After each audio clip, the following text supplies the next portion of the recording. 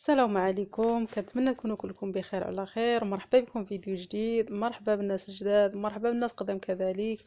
شكرا لكم بزاف على الدعم ديالكم. كنتمنى اللي باقي ما اشتركش وجا عينو على هذا القناه ديالي ولا على هذا الفيديو يشترك فضلا وليس امرا. اليوم ان شاء الله نوجد معكم هذا الكيكه، كتجي مزيونه بزاف وفيها واحد القرمشه رائعه، يعني كما قلت لكم بدون سكر، بدون زيت المائده، بدون دقيق ابيض، والقوام ديالو كيجي اسفنجي رائع في المذاق ولا في الشكل. تبعوا معايا المقادير والطريقه.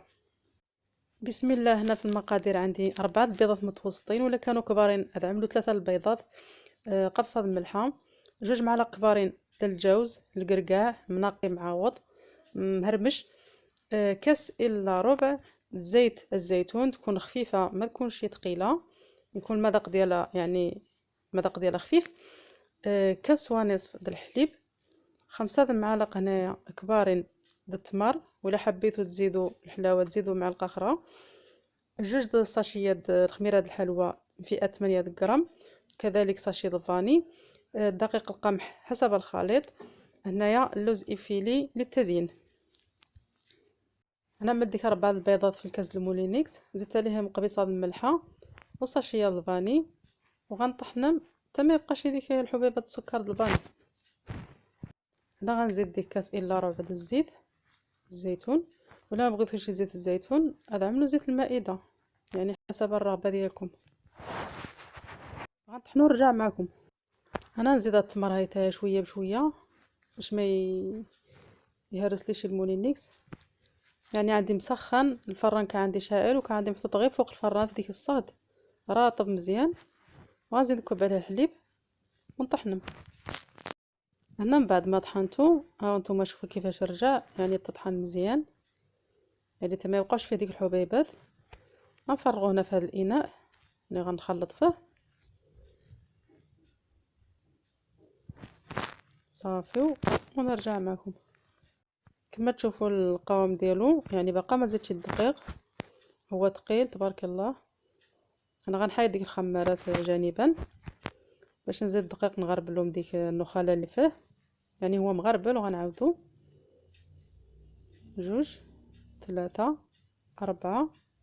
4 المعالق، غنحيد ديك النخاله غليظه منه. انا نغربل ديك الخمارات باش ما يبقاوش ديك الكويرات فيهم،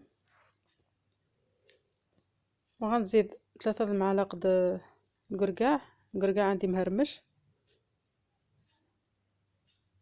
عندي 3 المعالق هنايا. حبيتو ديرو اختار ماشي مشكل، قد ما تزيدو فيه القرقاع قد ما يجي مزيون، تجي فيه ديك قرمشه مزيونه، ولا ديرو فيه اللوز من داخل اي حاجه، مكسرات. نخلط مزيان دابا كما قلت لكم. هزت لي 6 المعالق، هنا غنزيد 2 معالق ثانيه ونغربلهم ونخلط مزيان. والخليط يكون هيتا خفيف، ما يكونش ثقيل بزاف، لان الدقيق د القمح كيشرب باش يجيكم الكيك خفيف. صافي نخلطو مزيان تنحصلوا لها القوام. هانتوما تشوفوا معايا كيفاش جات، يعني الخليط خفيف شويه ماشي ثقيل. صافي دابا المول ديالي مدهون بالزبده، ومرشوش في الدقيق ثاني د القمح ماشي الدقيق الابيض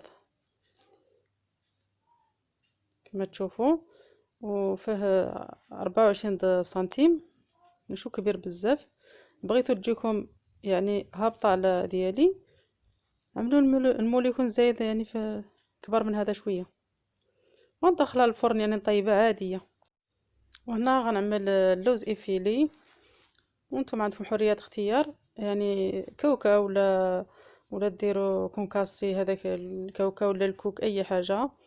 الفران عندي مسخن من قبل، يعني سخون مزيان، غنقص له شويه في حراره ونطيبو من تحت كما العاده، ونهبطو يتحمر الوجه ديالو هنا الكيك ديالي من بعد ما طاب يعني دوز 40 دقيقه.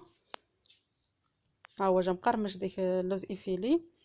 هنا عملت واحد معلقه د العسل، واحد نص كاس د الماء حتى ماشي كامل، غليته مزيان على البوطه، غنسقي به مثلا الكيك ديالي هو بارد. واضح ان شاء الله. نتوما اللي عنده العسل الحره باش يعني يخلي الكيك ديالو يجي طبيعي، يعمل العسل الحره. العسل يعني ذا النحل، انا عندي غير العسل العادي. وانا من بعد ما شرب ديك السيرو غنحيد هذا الاطار يعني بسهوله صافي.